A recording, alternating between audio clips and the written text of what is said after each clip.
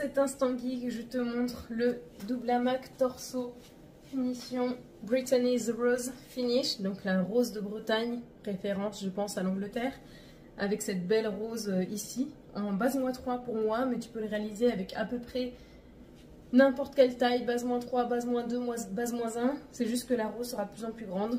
C'est un nouage parfait pour l'été, parce que tu as vraiment le haut du corps libre, complètement libéré de mouvement, ça c'est super agréable. Le secret pour bien le réussir, c'est de travailler ta bande passante pour qu'elle soit parfaitement ajustée. Si ta bande passante n'est pas bien ajustée, le nouage, ça va se carapater, d'accord? En écharpe, en taille base -3 à base -1. Tu peux même essayer avec ta base, mais tu auras sans doute des très longs pans, d'accord?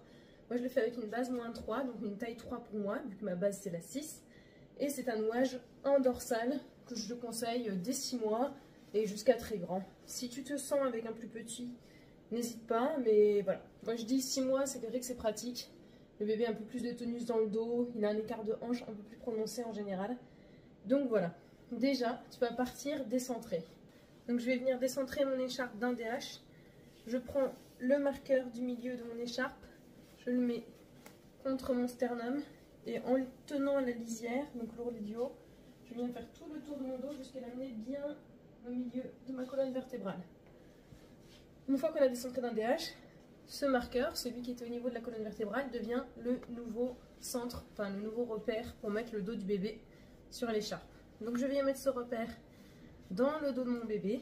Alors moi, bébé, je vais faire qu'il ait déjà les bras hors de l'écharpe, souvent comme un vrai bébé de cet âge d'ailleurs. Hop, et on va le mettre au dos. Donc moi je vais le mettre au dos. Je vais le mettre en voltigeur, mais tu peux utiliser la technique de ton choix.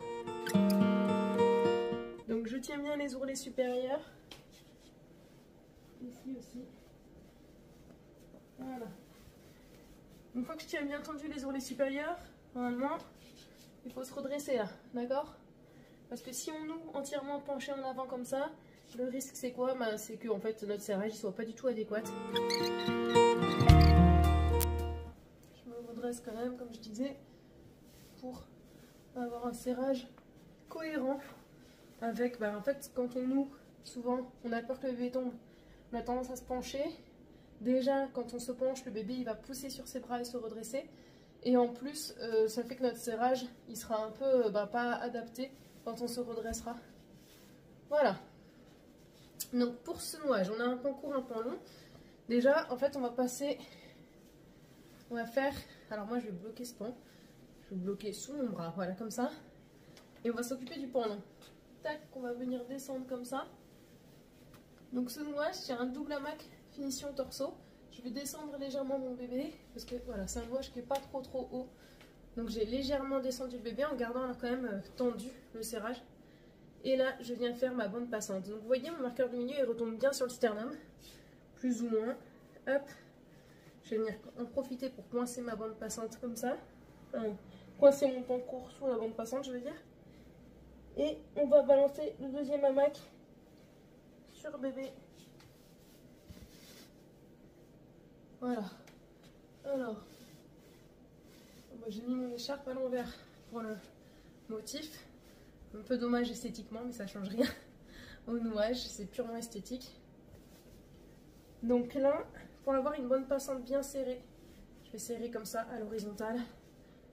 Et je vais bien faire mon pli par pli. Et surtout,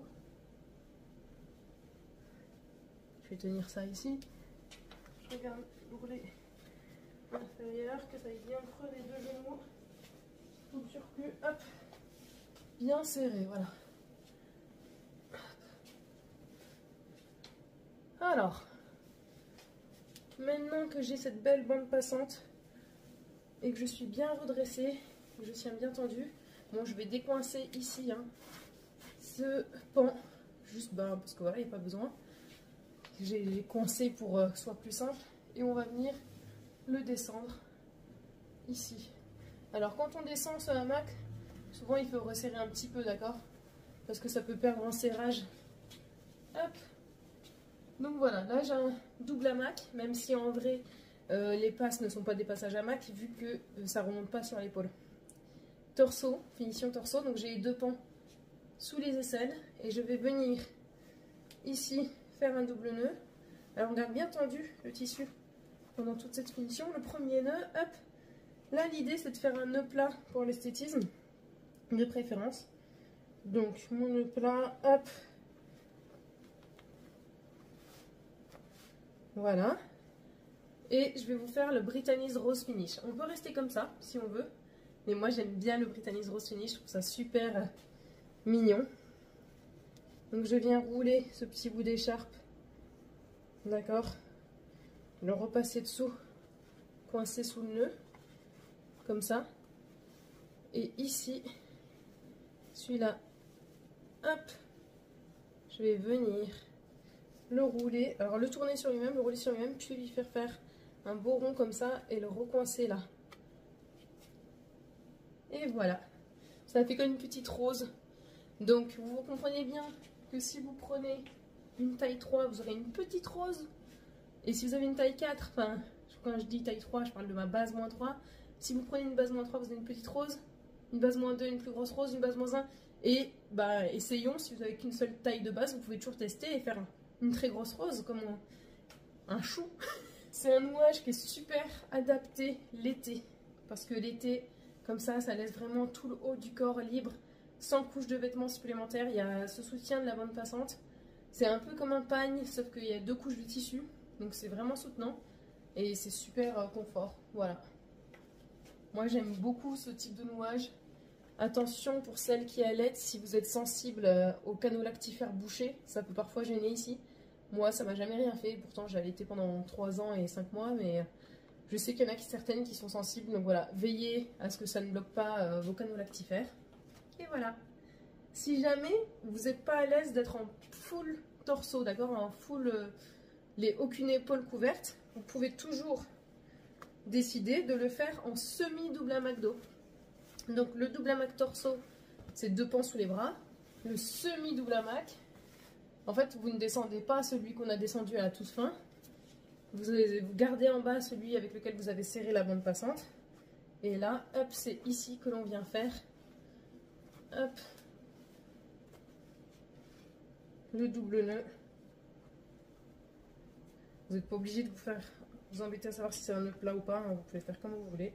Là, j'ai pas réfléchi. Je crois que c'était pas un nœud plat. Bon, sans réfléchir. J'ai fait un nœud coulissant sans faire gaffe en fait par habitude. Donc j'ai fait une tête d'alouette. J'ai même pas réfléchi. Donc voilà. Ça, c'est aussi une option. C'est le semi-double hamac nœud coulissant.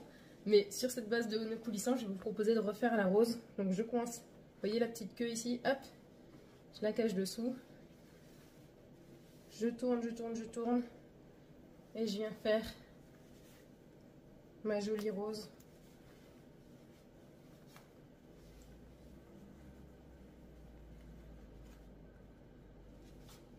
Et voilà. Donc ça, c'est quand on n'aime pas avoir torseau complet. On peut décider d'étaler un petit peu sur l'épaule, mais bien entendu, ça va impacter la mobilité de votre épaule. Sinon, vous remontez tout. Et comme ça, vous avez l'épaule complètement mobile. Donc ça, c'est le semi-double hamac. Et l'autre, c'était le double hamac torseau. Brittany's Rose Finish, donc la rose de Grande-Bretagne. Pour désinstaller bébé, tu défais ta rose. Tu défais le premier nœud du double nœud. Là, maintenant, attention, tiens très bien chaque pan tendu. On défait le dernier nœud. On fait tout en sens inverse. Donc, je remonte ce pan qui était sur l'épaule ici. Je viens le coincer. Alors, je le coince moi. Moi, j'aime bien coincer sous le bras comme ça. Et après, ça me fait un bras de T-Rex pour faire le reste. Et je vais venir, en fait, je vais venir tenir ici l'autre ourlet et lâcher la bande passante. Donc voilà. Hop. Je tiens ici et on va pouvoir passer le bébé par la hanche. Donc je tiens dans une seule main les 2 pans bien tendus, bien verrouillés dans la main. Et de l'autre main, je vais venir soulager le poids de bébé sous les fesses et le faire coulisser. Et voilà. Bon, ce bébé est toujours heureux. Toujours un amour lors des ateliers, toujours souriant.